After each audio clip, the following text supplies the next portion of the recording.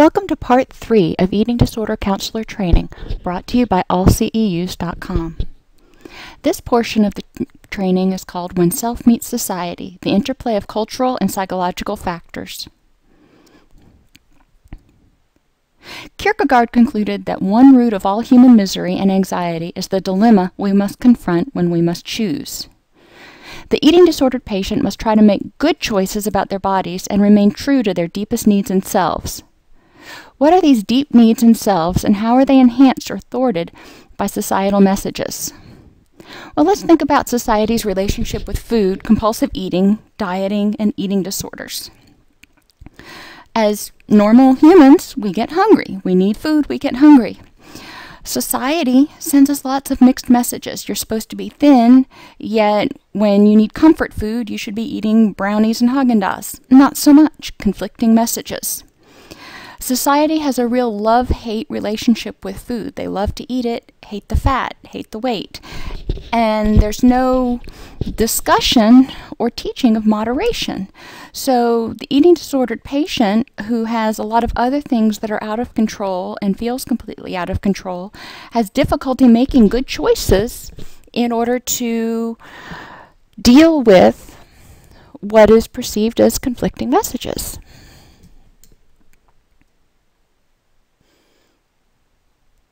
Different countries have different views.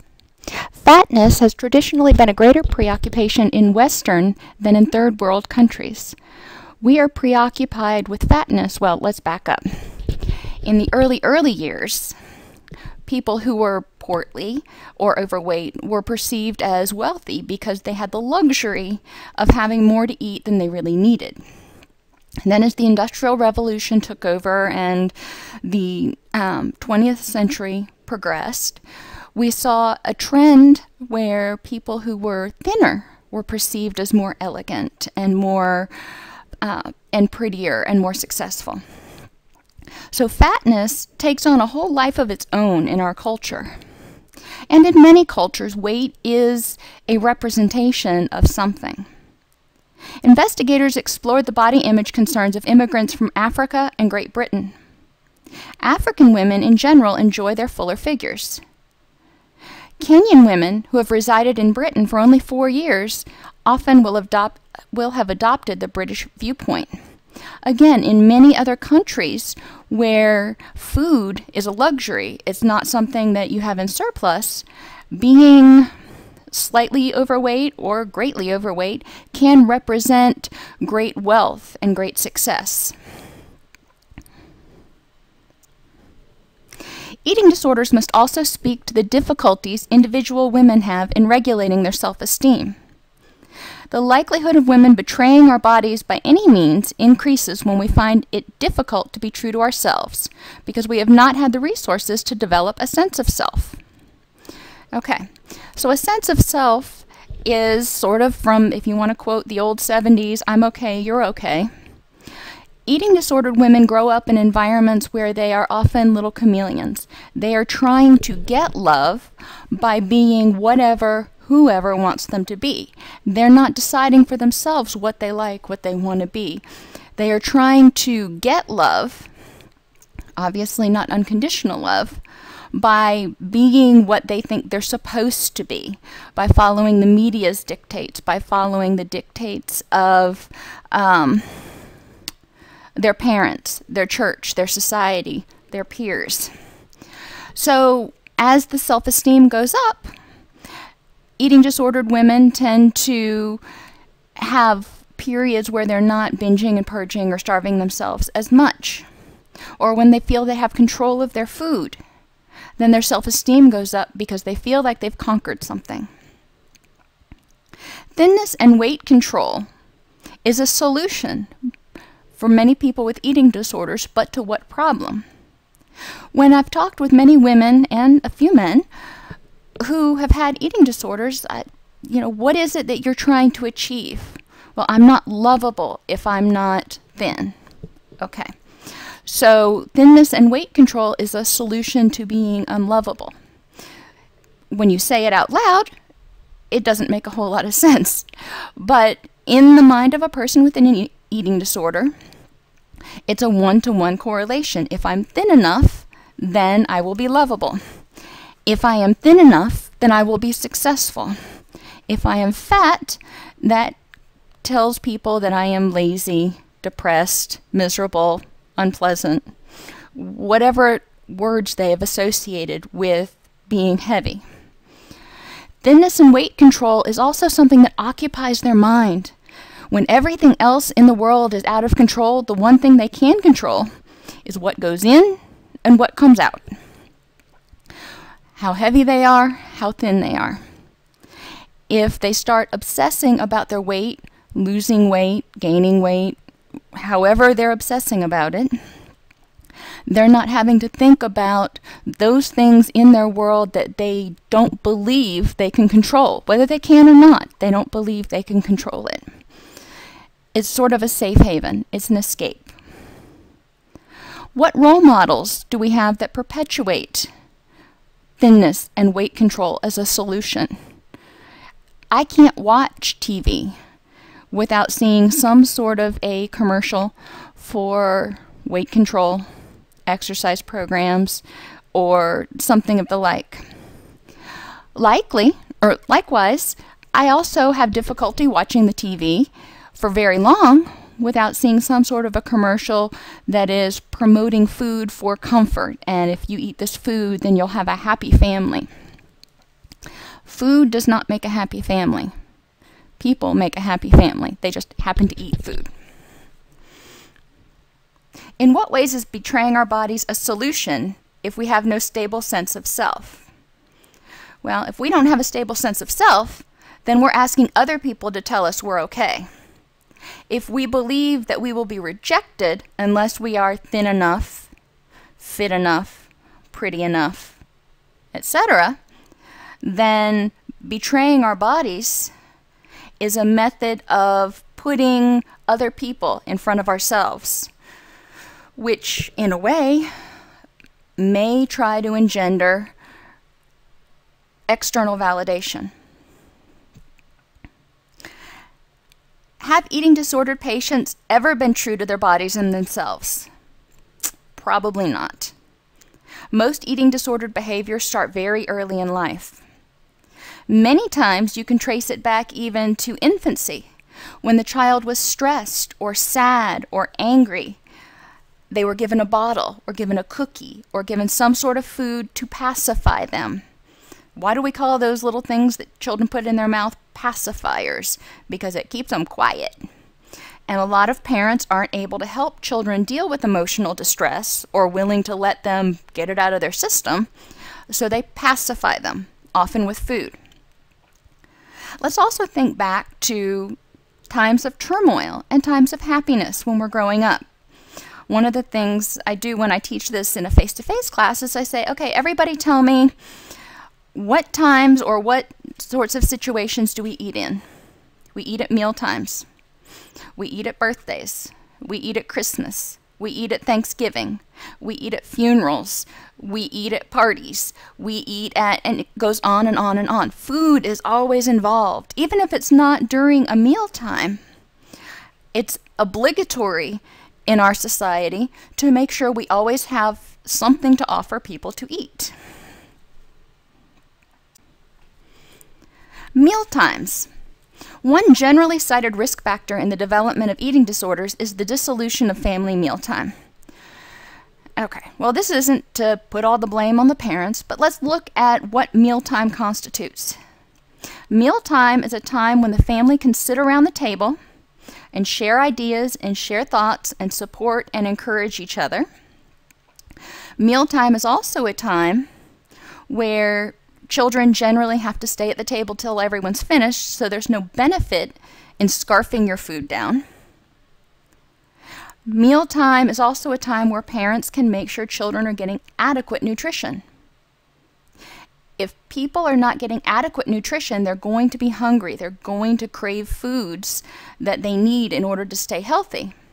Unfortunately, we usually tend to gravitate toward foods that aren't healthy. So we're always seemingly hungry, even if we've had way more calories than we need. So mealtime teaches people to eat slowly, teaches people to eat healthfully, and provides social support in order to help people deal with stressors. When children are left to fend for themselves at mealtimes, the responsibility proves too great for most of them. Children are children. They go with what makes them happy. They go with what tastes really good. They will go with the bowl of Cocoa Puffs before they'll actually eat some sort of a healthy meal. Many children will not only eat beyond their physiological needs, but will also tend to make up for psychological deprivation by eating too much. Food comforts them. Food keeps them occupied. If they're lonely, family's not around, parents are working late, brother and sister are out playing soccer or doing whatever, and they're home by themselves, it can be lonely. It can be boring. They learn to occupy their time by eating. We also have a bad habit in our society of mindless eating. And especially when children are left alone, they will mindlessly eat while they watch TV or play on the computer. They will constantly be doing some sort of a hand-to-mouth motion. This uncontrolled eating is also compounded by family mealtimes that revolve around watching television when eating meals. Watching TV, you get caught up in the show, you'll finish your entire meal and you won't even really realize what you ate. It takes your body 20 to 40 minutes to even register that it's full. So if you eat an entire plate of food in 10 minutes, your body hasn't even started to register that it's full yet. So you may eat to the point where you're overfull, which causes discomfort and a whole other host of problems. Television also, when it's associated with mealtimes, as I said, becomes a discriminative stimulus or something that says, I need to be eating. When I was growing up, we always used to go to the movies on Friday night. And every time we went to the movie, we would go out to dinner first, and then we would go to the movie and we would get popcorn. Now, we just had a huge dinner. And we all know that movie theater popcorn is really, really unhealthy and high in fat, but really, really good. We would always get popcorn, hungry or not. And we would always finish off the popcorn, hungry or not, because it tasted good. Every once in a while, that's not such a bad thing. Every Friday, that's probably going to be a problem. Dining together promotes interpersonal support for good times and bad. Non-stop eating throughout the day, lack of socialization during the all-time, and resulting need to fill psychological hunger with food all paves the way for eating disorders. As I talked about, loneliness, downtime, all this stress and anxiety and pressure and everything else that builds up. People just kind of want to bury their head, and unfortunately a lot of times they're burying their head in a box of cereal or in a box of cookies. Mealtimes punctuated by fighting and antagonism will also exacerbate eating disorders. Family mealtime is not family mealtime if everybody's arguing. You want to eat as fast as you can so you can get away from there. Again, not tasting your food.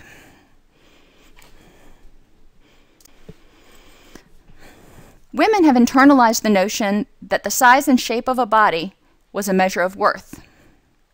We talked about that earlier. Those in the Victorian period believed that the process of losing weight to bring spiritual as well as physical transformation. Think about early Victorian era when women who wore corsets, fainted easily, and prized pale, China doll-like skin.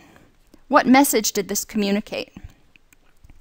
Communicated that the thinner you were, the more successful you were, the more fragile you were, the more in need of being put on a pedestal and taken care of you were. What was attaining this a solution to?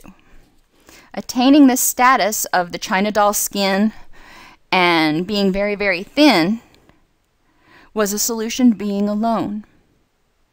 You wanted to be like these women. This was the epitome of elegance. So this was a solution to acceptance. What was valuing these characteristics a solution to for the men? If they had a partner who met these characteristics, it was a symbol of his attainment of success.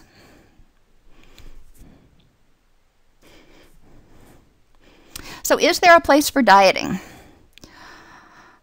In my opinion, I would like to get that word stricken from the English language. We need to eat nutritionally. If you take somebody who is overeating and has an eating disorder and binging and purging and gorging and all this stuff, and you put them on a healthy nutritional plan for a healthy weight, they will achieve that healthy weight. They don't have to diet. They don't have to feel deprived. Dieting tends to communicate cutting your calories way, way down so you can lose weight rapidly. That goes back to our need to control everything and our need for immediate gratification. Unfortunately, our brains are still not hardwired that way. So when we cut down our calories that much, the brain says, ooh, there's a famine. I need to reduce the base metabolic rate. So people who diet, quote unquote, are actually defeating their own purposes. By eating at a nutritional level that supports whatever target weight they want to achieve, they'll get there a little more slowly, but the returns will be greater. They will stay thinner for longer. They will probably not be craving as much as long as they're eating a well-balanced, healthy diet. One of the keys to nutritional management is not depriving yourself. When people start to, quote, diet, they eliminate all the foods they like. They eat rabbit food. Now, I happen to love rabbit food. I have a huge garden. However, I also like pizza and chocolate and peanut butter and lots of other things that are calorie dense. It's all about eating in moderation. That way the person doesn't feel deprived. It's all about eating colorfully. A lot of people have never noticed all the foods they haven't tried. In what ways does our society create a situation where dieting is a reasonable solution and an end in itself? Well, society has created a situation where, again, we prize that thin, controlled, over-controlled, obsessive nature. We prize people who have 2% body fat that compete in fitness competitions. We revere these people who struggle day and night to make sure that their body fat maintains at a certain level. Most people who compete, not all, but most people who compete rigorously in sports competitions, especially those that involve either running, gymnastics, or bodybuilding, think about what they eat 24 hours a day. It's almost an obsession for them. I ask myself, that seems like it would get boring after a while. And then I answer myself, well, if I'm stressed or scared about all the other things that I've got to think about, then one thing I can control is nutrition. Left to our own devices, if we are taught that food is fuel, it's not a pacifier, it's fuel, and we're provided with healthy coping skills as we grow, an unconditional positive regard. Now, neither one of these most people get, so this is sort of a pipe dream. But left to their own devices and provided the right tools in early childhood, it's speculated that people would eat enough to fuel their bodies and no more. The fact is, most of us have bad eating habits. We eat when we're bored. We eat when we're stressed. We eat when we're angry. We gulp when we're hurried. And we gravitate toward chemically modified or engineered foods that are designed specifically to increase craving responses, like chocolate, and other foods that are high calorie, high dense. American media and culture has created a climate that promotes irresponsible eating by equating food with comfort, supersizing everything, and promoting indulgence and immediate gratification. I will admit I am guilty of standing in front of the microwave, tapping my foot because it is not getting done fast enough. Really? The microwave is not getting food cooked fast enough for me. That kind of says something. That whole immediate gratification. When people go on diets anymore, there's usually a 10-day quick loss, so they can lose up to 2 dress sizes in 10 days. Now, if you know anything about nutrition, you know that 80% of that loss is probably gunk you had stored in your intestine to begin with and water weight. It's not fat, but we want to see appreciable changes immediately. We want to see that our efforts are working immediately.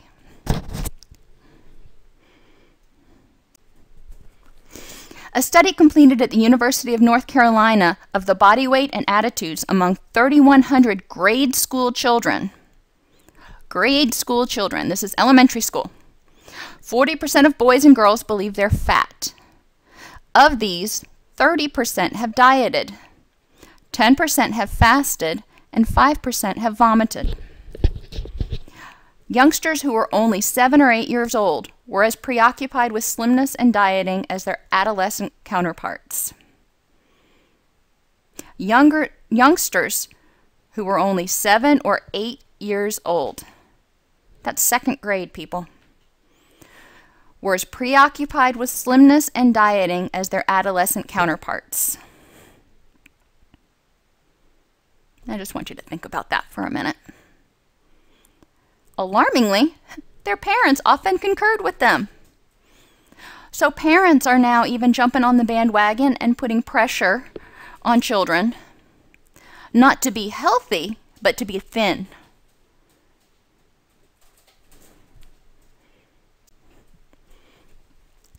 It's thought that women of color in Western society have a lower incidence of eating disorders. What cultural factors promote alternate solutions to problems reducing eating disorders in women of color? We're not sure. As we talked earlier, certain cultures, certain third world countries tend to prize a little bit more heft on people because it indicates that they've got the luxury of eating more than they need. That could be carried over. It's all speculation. In the United States, surveys examined eating attitudes and behavior of African American women. 3% of African American women met diagnostic criteria for bulimia, which was significantly less than a comparable group of white students. Interestingly, though, African American and white subjects binge with about the same degree of frequency. So they're binging, they're just not purging. African American women reported less self-induced vomiting, laxative abuse, and diuretic use. Which tells me that neither group of people is probably any less stressed. They just have different perceptions about weight. Both of them binge when they're stressed. Both of them binge for a variety of reasons. Both of them use food for more than just fuel. However, African American women don't feel the need to be toothpick thin. The contemporary woman may choose anorexia to express her cultural dissatisfaction and as a way to gain control of her life. Anorexia, starving, refusing to eat, excessive focus on exercise, needing or wanting to be taken care of. These are all things that may, emphasis may, because we still don't know all the things, support someone choosing anorexic symptoms. Anorexia is about control. You can't make me eat. You can't make me gain weight. Many anorexic patients come from families that are overly enmeshed. Mom is all up in daughter's business all the time, telling her what to do, telling her how to think, disapproving, and constantly criticizing and picking. Anorexia is one thing, or food is one thing the mother cannot control. Further, the mother probably supports the ideal of thinness. So it's sort of a win-win in a dysfunctional sort of way. Mother's not telling daughter how fat she is, and daughter is able to resist a lot of the things and the enmeshment because mom's not making her eat. If she's not eating, she doesn't have to sit at dinner for as long. She can avoid being around the maternal influence more. Anorexic women have at their core a deficit in the sense of self, which leads to an impaired identity. In an enmeshed environment, you don't get to think on your own. You are told what to think. You are told how to feel. You are told what's appropriate. So the anorexic woman never develops a sense of this is what I want to do. They do things in order to achieve approval. The primacy placed on control of appetite and the willingness to surrender oneself to the attainment of an ideal are all attempts to feel more assured and self-reliant. I can do this. I don't need mom to do it for me. I can do it. I don't need mom's approval. I don't need mom's guidance. I can do this on my own. I don't need my mother for this. Women who find themselves held back may be more prone to a solution, such as an eating disorder that offers the illusion of bodily perfection and is clearly a measurable achievement. So if these young women find themselves restrained, they're not able to exercise their creativity, they're not able to try things, they're not able to do things that they want, they may look to an eating disorder and this illusion of bodily perfection. See, I can do this. Maybe you wouldn't let me go to dance. Maybe you wouldn't let me be a cheerleader. Maybe you wouldn't let me play rugby. Whatever the case may be. But this is something you approve of. This is a measurable achievement, and this is something I can do. In an environment that does not challenge the developing child's sense of what's important or effectively teach problem solving, those coping skills I was talking about earlier, ineffective solutions are bound to flourish. Well, yeah, the little kid is going to look for whatever it takes to stop the pain. The child may blame herself or her inability to consistently engage her parents. How is an eating disorder a solution to an inability to engage parents? Well, it can numb the fact that your parents aren't paying attention to you. You're so obsessed with your food, you're not paying attention to the fact that you're not getting nurturance from anywhere else. It can get parents' attention, so they have to focus on you. What other ways can you think of that an eating disorder may be a solution? Other parallels have been drawn between eating disordered behavior and femininity. In one study, women who ate smaller meals while on a date were rated significantly more feminine, less masculine, and more attractive than women who ate large ones. What does this say about the messages our society communicates?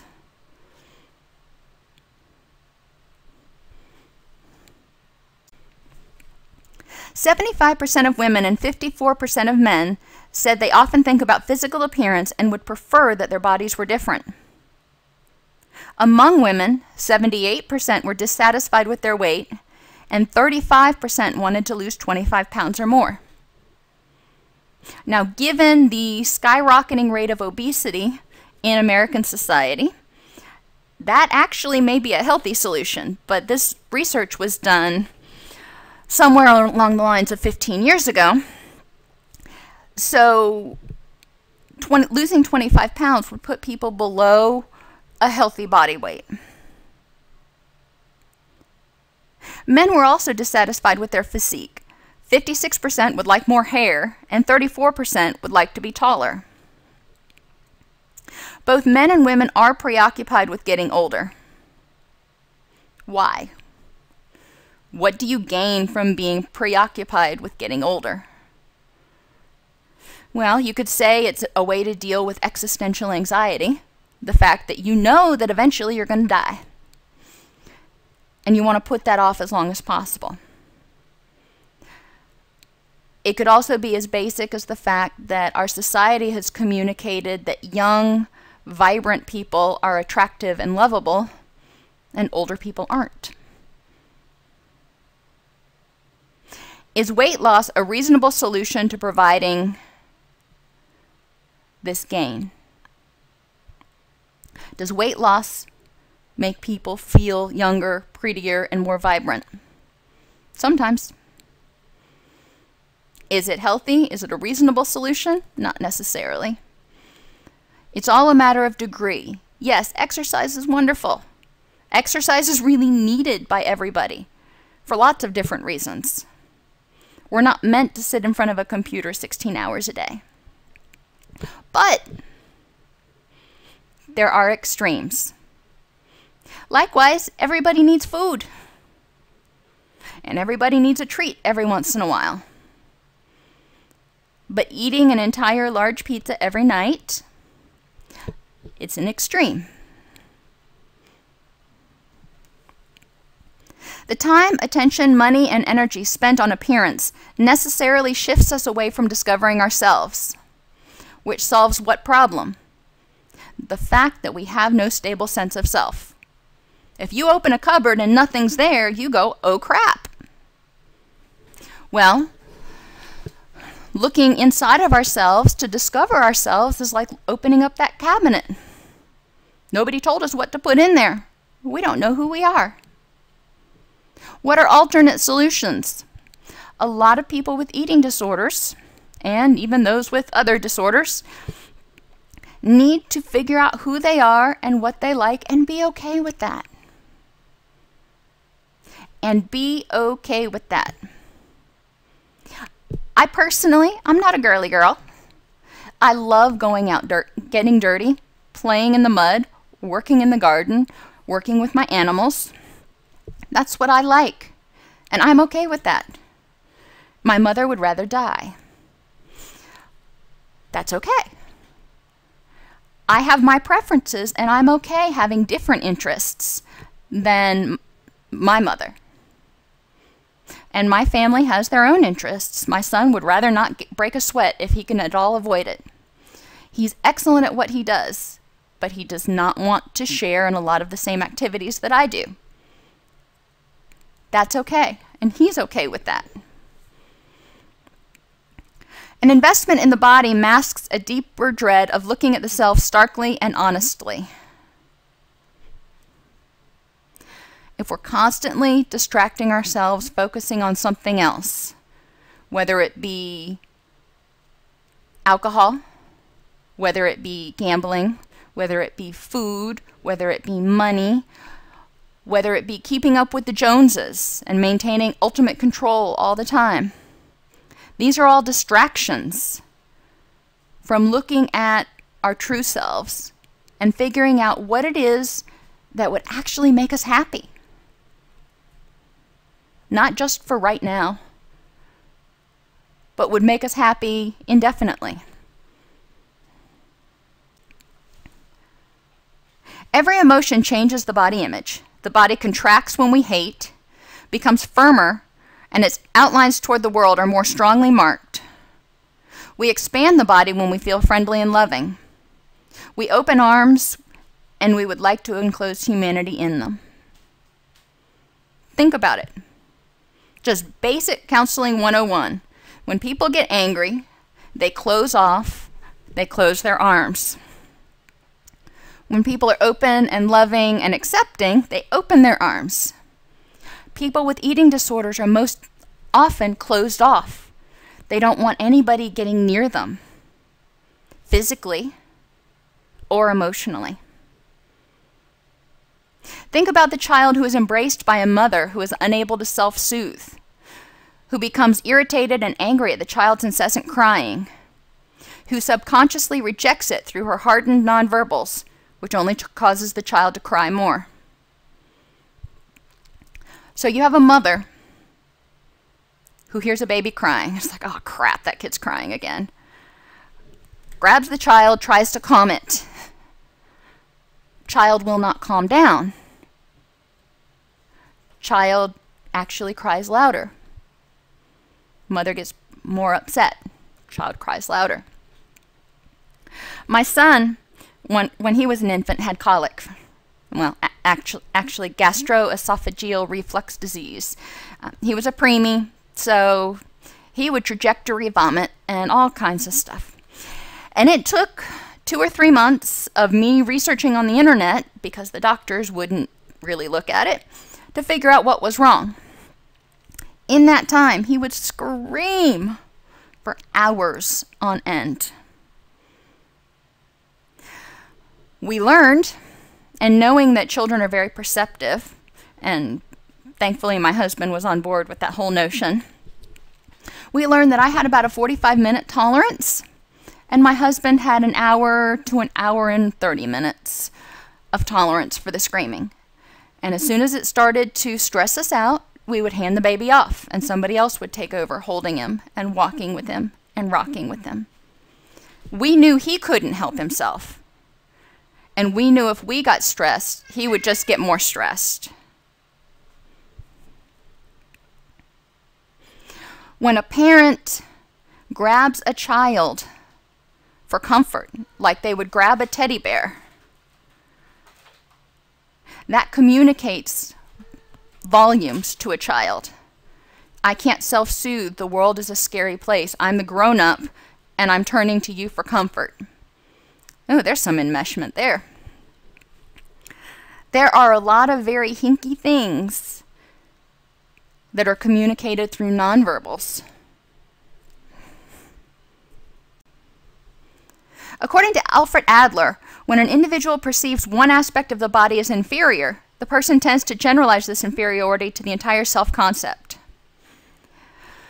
So a parent who focuses on a child's fat belly or chubby thighs communicates to the child that they are fat, that they are inferior. Does it matter whether it is a physical part, a cognitive part, or an emotional part that is communicated as inferior? No. It still is as detrimental to the child if you tell them they're stupid as it is if you tell them they're fat. You need to be sure that you communicate the positive aspects of the child in addition to, as needed, effective, constructive criticism. Encouraging children who are young. Helping them accept that they're not going to be perfect at everything, because nobody's perfect at everything. In what ways does the eating disorder act as a solution in the person who senses that he or she is inferior? The one thing they can master. I may not be smarter, but I can certainly be thinner. I saw a bumper sticker at one point that said, I'm fat, but you're ugly, and I can lose weight. Really? We're putting that on a bumper sticker now. Eating disordered patients often talk about their bodies as hideous receptacles or as harboring parts that attack or are otherwise persecutory. Most people with eating disorders despise the skin they live in. Getting them to communicate about their feelings and using cognitive behavioral therapy to help them realize some of their irrational thought patterns is often helpful. One patient may complain, "My big stomach will make me explode." Well, generally, stomachs don't get big enough to make people explode, but they may feel bloated. What does that communicate about a person? If somebody sees them and they're bloated, what does it mean to them? An anorexic patient may avoid interpersonal contact with her parent or peers because she must maintain a rigid wall or else others will fuse with her. This is one solution of trying to correct the familial enmeshment when mothers want to be their daughter's best friends all the time. When mothers don't have any boundaries, when boundaries are on roller skates, when mothers live vicariously through their daughter. The eating disorder may also cause sufficient conflict to keep others away. At a certain point, the daughter will be thinner than the mother wants her to be. A lot of times, the eating disorder has become the woman's best friend. It comforts her, it soothes her, it distracts her. It is part of her. You'll notice if you go and research eating disorders online, there are communities dedicated to Anna and Mia. Anna is the embodiment of anorexia. Mia is the embodiment of bulimia.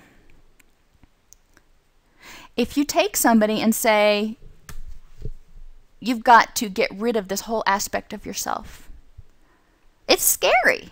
It's terrifying. Especially if they have no sense of self to begin with. That's the only thing they can cling on to that has any sort of meat and potatoes to it. Okay, there's an odd correlation, but you get what I mean. So it's important to understand the meanings of the behaviors, but also how this disorder, how this set of behaviors, how this persona has become part of your patient. They are bulimic. They are anorexic. They are alcoholic.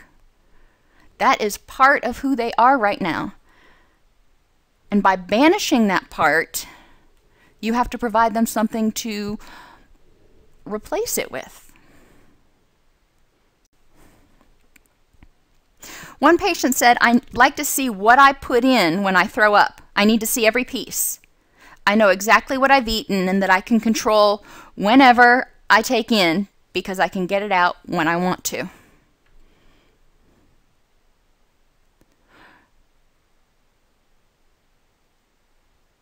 This is very common among people with eating disorders, especially bulimia. They know exactly what they've taken in and in what order. In order to prevent the dreaded weight gain, they must see every piece of food that they ate. Bulimic persons' activities may revolve around the quest to feel alive, as they normally experience oneself and one's body as inherently empty or dead. Many people with bulimia and anorexia, to an extent, but more, I've seen it more in bulimia in actual practice, have traits. I won't go as far as saying they are borderline, but they have traits of borderline personality disorder. Their sense of self is so unstable, and their ability to regulate their emotions is so not there, that the loving food, the taking it in, and the expelling it with hatred of the food that they just ate and the demonstration of lack of control is often also replicated in other behaviors such as cutting. They can't feel anything. They're so overwhelmed with their emotions. They're trying to get out their emotions and comfort themselves at the same time.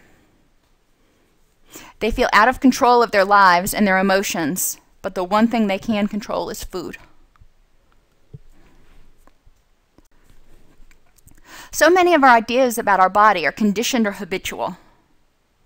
Women shave because it's the norm, believing hairlessness is more appealing to men.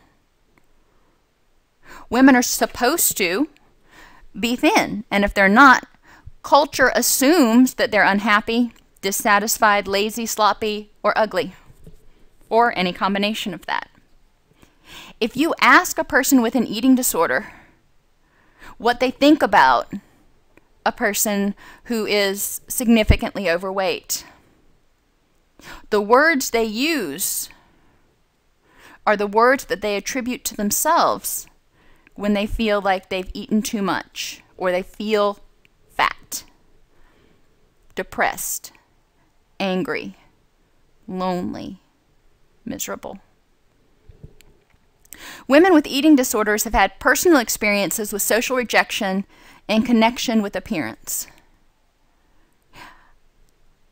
I've never talked to a person with an eating disorder who can't recount at least one or two poignant times where somebody said they were fat, or a part of them was fat, or they were ugly, or something in relation to their appearance.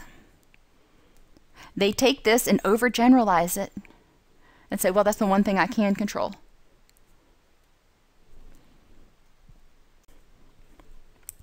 Exposed to constant barrage of media and peer pressure and ill-equipped to deal with their volatile emotions, many adolescents focus on what they can control, their bodies, and what they think will make them feel better, looking like a supermodel.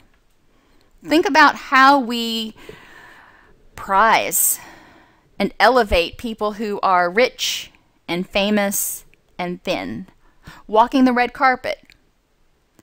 What do all these television programs that follow celebrities talk about? If they walk on the red carpet, they get criticized or critiqued on what they wore and how they looked in it. If they're too thin, if they're too fat, if they put on weight, it's sure to make the headlines. This is what we're going to focus on instead of who the person is and maybe any charity work that they did or whatever else. We're also far too nosy because we get so caught up in trying to live vicariously through other people, since we have no stable sense of self, that we become obsessed with other people's lives.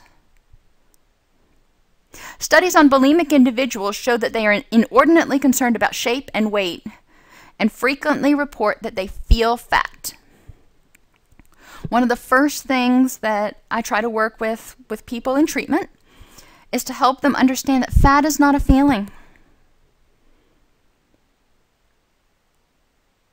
Fat is not a feeling. Fat tells me that you may feel depressed, you may feel lethargic. You can't feel fat. What does fat mean to you? Work with the patient to develop a menu of feelings. I like using a combination of one of those feeling boards that has the little faces on it and like 30 different feelings.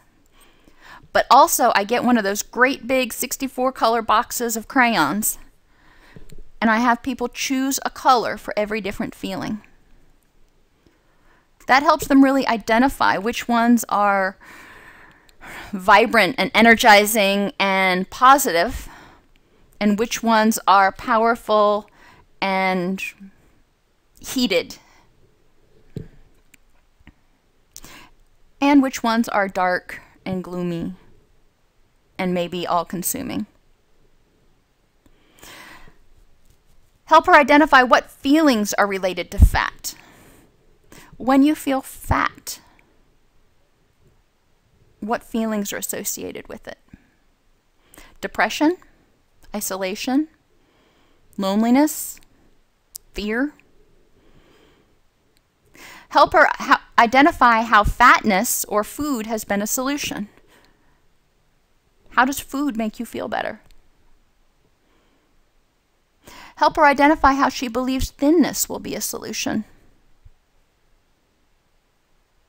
One thing I like to have my patients do is really look at who their role models are and identify people that have good information, maybe not their role models. And then look at those people and figure out if they are supermodels. A lot of times they're not. A lot of times they're average people of average weight. That poses a paradox for the person with an eating disorder, which is something you can talk about. Anorexic and bulimic patients place a high personal value on body shape. This may be expressed in mood.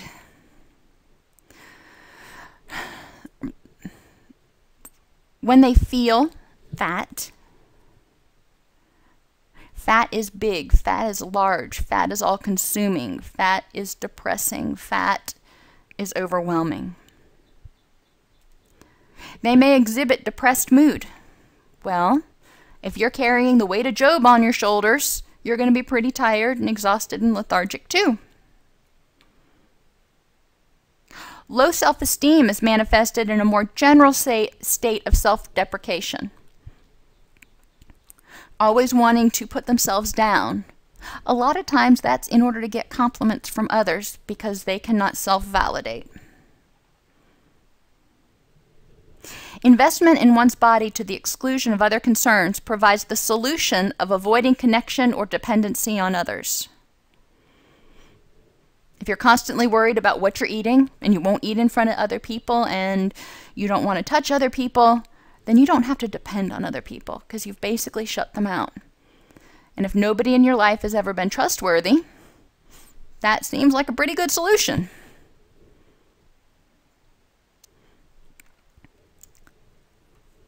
Other possible meanings of symptoms include the ability to concretely express feelings through the body. I hate you, so I'm going to never eat again, and you're going to watch me die. I hate you, so I'm going to vomit, and I'm going to have you sit there helpless while I do so.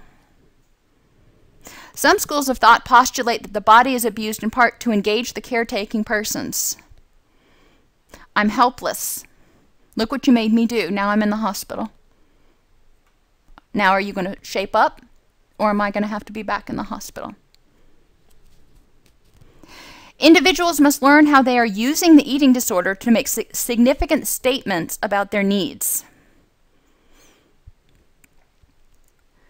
Take a few minutes and list the emotional, interpersonal, behavioral, and societal factors that may contribute to the development of eating disorders.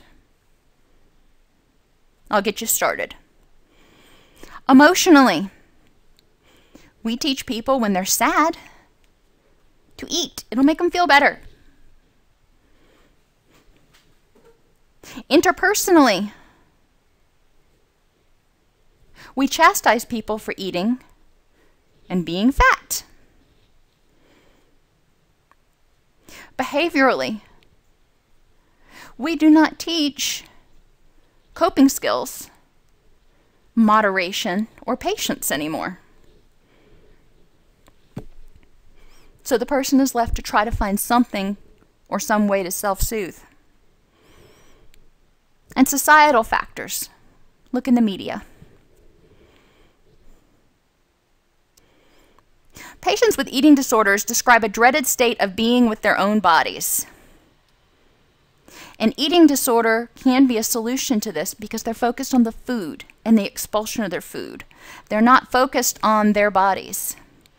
They're focused on controlling their bodies. They're focused on self-soothing, and they're kind of in a dissociative state. Many people sort of zone out during a binge. They lack internal cohesiveness that allows them to understand when to eat or how much to consume. A lot of people with eating disorders have never learned to differentiate hungry, angry, stressed, depressed, and tired. They just feel like they want to eat all the time. An eating disorder is a solution to this. I want to eat all the time, but I don't want to gain weight, so I'll throw it up. Interestingly, anger, tiredness, and hunger have very similar cues. So it's important in early childhood and later on, if necessary, to help a person differentiate between those two. Instead of going with the knee-jerk reaction to eat and pacify oneself, They need to ask themselves, am I hungry? Or am I angry or stressed or depressed or tired? Because the separation problem occurs so early, individuals may lack the ability and words to express their feelings. Children who are always given a pacifier to shut them up, regardless of the problem, don't learn to articulate their feelings and say, I'm angry or I'm scared. They just want a binky. An eating disorder is a grown-up continuation of this. I will pacify myself because I don't know what I'm feeling. I know I feel icky and I want it to stop.